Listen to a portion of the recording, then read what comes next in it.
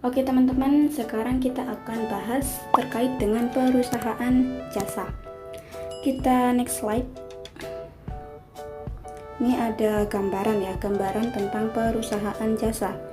Dalam kehidupan sehari-hari, kita tidak pernah terlepas dari penggunaan jasa. Misalnya, ketika kamu pergi ke sekolah, kamu berencana naik ojek online. Dalam hal ini, kamu sudah memakai jasa ojol tersebut loh teman-teman. Nah, lalu penjelasan selanjutnya, pulang-pulang sekolah kamu pesen ojol. Di tengah jalan, ban motornya kempes. Yah, ke bengkel lagi deh akhirnya. Tukang ojol pun menggunakan jasa bengkel untuk memompa dan memperbaiki ban motornya. Dalam hal ini, bengkel menjual produk berupa jasa ke tukang ojol, yang mana produk jasa tersebut dapat memuaskan kebutuhan si ojol. Iya kan? Agar dapat digunakan kembali. Jadi di sini kita pakai dua jasa ya. Pertama kalian pakai jasa ojol, lalu ojolnya pakai jasa bengkel. Seperti itu teman-teman. Lalu kita next slide. Jadi menurut kamu, apakah bengkel merupakan perusahaan jasa? Benar nggak sih perusahaan jasa? Oke, kita langsung next aja. Pengertian perusahaan jasa. Perusahaan jasa adalah perusahaan yang kegiatan utamanya menjual produk berupa jasa dengan tujuan untuk mendapatkan laba. Jadi di sini itu bukan menjual produk yang ada wujudnya ya teman-teman. Jadi di sini itu menjual produk berupa jasa, produk tidak berwujud. Kita next slide. Nah, di sini ada karakteristik perusahaan jasa. Yang pertama ada inseparability, yang artinya tidak dapat dipisahkan. Lalu yang kedua ada perisability, yang artinya tidak dapat disimpan. Dan yang terakhir ada variability, yang artinya berubah-ubah. Kalian catat, ini merupakan karakteristik dari perusahaan jasa. Kita next slide. Nah, ini nih tidak dapat disimpan. Misalnya ya, ini ada contoh. Nah, ini tuh maksudnya gini teman-teman. Kamu itu mau menggunakan jasa salon tersebut, dimana produknya ini tuh nggak ada, produknya itu nggak berwujud. Dia berupa jasa, dia berupa servis atau pelayanan, jadi tidak dapat disimpan. Kalau misalnya perusahaan dagang, kan dia punya stok barang, jadi bisa disimpan, ya kan? Disimpan di gudang atau di toko seperti itu. Nah, ini tuh produknya itu berupa jasa teman-teman, berupa layanan. Jadi produknya tidak dapat disimpan. Oke, kita next slide.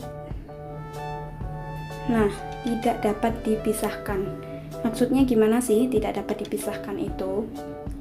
Tidak dapat dipisahkan, misalnya kamu mau ke salon. Nah, kamu berkonsultasi dulu nih kepada hairstylistnya. Kamu mau tipe rambut yang seperti apa? Jadi antara produksi sama hasilnya itu tidak dapat dipisahkan teman-teman. Jadi sekaligus langsung jadi antara memproduksi sama hasil jadinya. Karena ini tuh produknya berupa servis atau layanan. Jadi antara produksi sama hasilnya yang kamu mau itu tidak dapat dipisahkan. Oke, kita next slide. Berubah-ubah. Nah, ini berubah-ubah maksudnya itu berubah-ubah teman-teman. Produknya ini kan berupa layanan. Misalnya kamu mau ke salon, mau potong rambut dengan hairstyle yang seperti A, B, atau C. Nah, itu kan berubah-ubah banget ya. Ada yang kayak tipe A, tipe B, tipe C. Jadi produknya itu nggak tetap gitu. Dia itu berubah-ubah sesuai selera konsumennya. Seperti itu teman-teman. Kita next slide. Ini nih yang terakhir, yakni produk yang dijual tidak jelas wujudnya. Jadi produknya itu nggak tampak karena ini tuh berupa layanan atau service. Oke, kita next slide. Nah, ini merupakan contoh perusahaan jasa. Ada salon, ada bengkel, ada travel agency, ada servis komputer, dan lain-lain. Pokoknya dia tuh menjual produk yang produknya itu nggak berwujud. Jadi produknya itu berupa layanan atau servis. Itulah yang disebut dengan jasa. yang mana jasa merupakan benda tidak berwujud yang dapat memenuhi kebutuhan konsumen. Oke, kita next slide. Nah, ini dia teman-teman, siklus akuntansi pada perusahaan jasa. Yang pertama itu ada tahap pencatatan. Yang pertama, penerimaan dan kumpulan dari beberapa bukti transaksi. Jadi pertama-tama, kalian mengumpulkan beberapa bukti-bukti transaksi, baik itu bukti transaksi internal maupun bukti transaksi eksternal. Di situ kalian kumpulkan teman-teman. Lalu yang kedua, pencatatan ke dalam jurnal atau istilahnya penjurnalan. Jadi dari kumpulan bukti-bukti transaksi tersebut, kalian catat pertama kali, yakni letaknya di jurnal umum. Lalu yang ketiga, pemindah bukuan dari jurnal ke buku besar atau istilahnya posting. Setelah kalian melakukan penjurnalan, menulis beberapa bukti transaksi tersebut di jurnal umum, lakukan posting atau pemindahan ke buku besar. Nah, jadi tahap pencatatan ada 3. Kita next slide. Selanjutnya yakni ada tahap pengiktisaran. Yang pertama, pembuatan neraca saldo. Setelah kalian membuat buku besar, kalian melakukan cross check, yakni tempatnya di neraca saldo.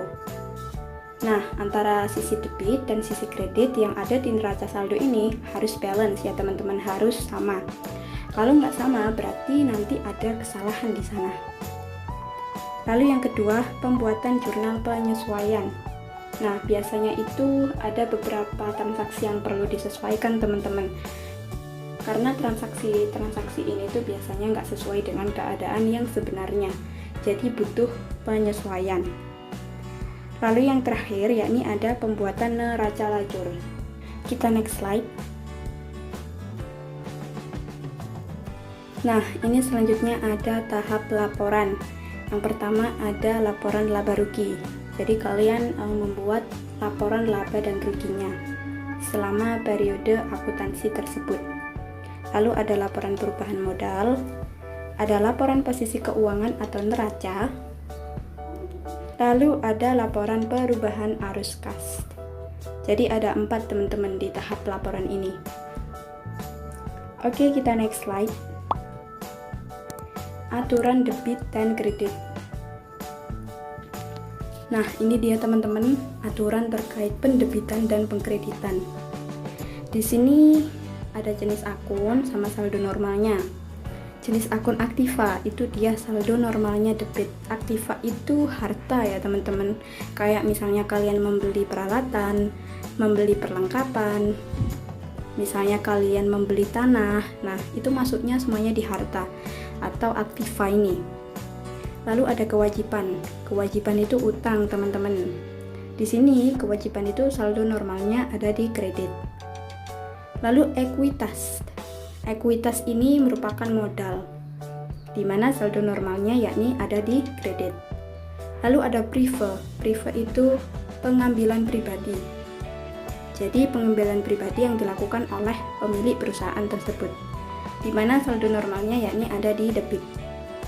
Lalu ada pendapatan, saldo normalnya yakni ada di kredit, dan yang terakhir beban. Beban ini saldo normalnya ada di debit. Kita next slide.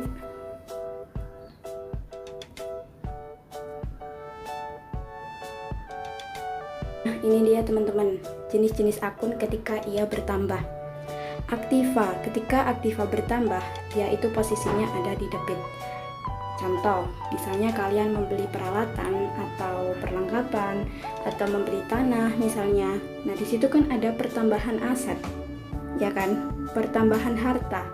Dimana jika aktiva bertambah, harta bertambah, dia ditulis di sisi debit. Lalu ada kewajiban atau utang. Nah, utang ketika bertambah, dia posisinya ada di kredit. Ketika kalian melakukan utang ke bank, di situ kan berarti utang bertambah. Ketika utang bertambah, maka penjurnalannya nanti utang bertambah ada di posisi kredit. Lalu ada ekuitas. Ekuitas ini modal, teman-teman. Misalnya kalian melakukan investasi ke perusahaan kalian. Nah, di sini itu dananya ini ketika di jurnal ada pertambahan modal. Jadi modal bertambah, dia ada di posisi kredit. Lalu ada prive. Prive ini pengambilan pribadi yang dilakukan oleh pemilik perusahaan. Ketika pemilik perusahaan melakukan prive, artinya prive bertambah. Nah, kalau prive bertambah, berarti prive ini di jurnal di sebelah debit. Setelah itu ada pendapatan. Nah, ketika pendapatan ini bertambah, maka dia di jurnal di sebelah kredit. Misalnya kalian menerima pendapatan sewa atau menerima pendapatan jasa dari klien kalian. Nah, di sini artinya pendapatan bertambah.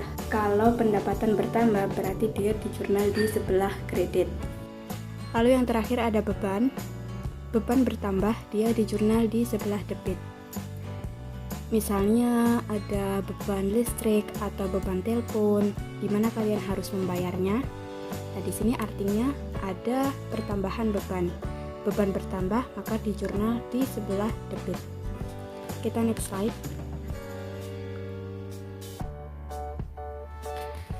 Selanjutnya ada jenis akun yang berkurang.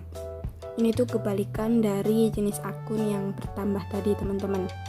Aktiva berkurang ada di sebelah kredit, kewajiban berkurang ada di sebelah debit, terus juga ada ekuitas, modal berkurang ada di sebelah debit, terus prive, ketika prive berkurang dia juga di sebelah kredit, dan pendapatan berkurang ada di sebelah debit, serta beban yang berkurang dia ada di sebelah kredit. Jadi ini itu merupakan kebalikannya, teman-teman. Oke, terima kasih banyak teman-teman. Semoga materi-materi ini itu bermanfaat bagi kalian.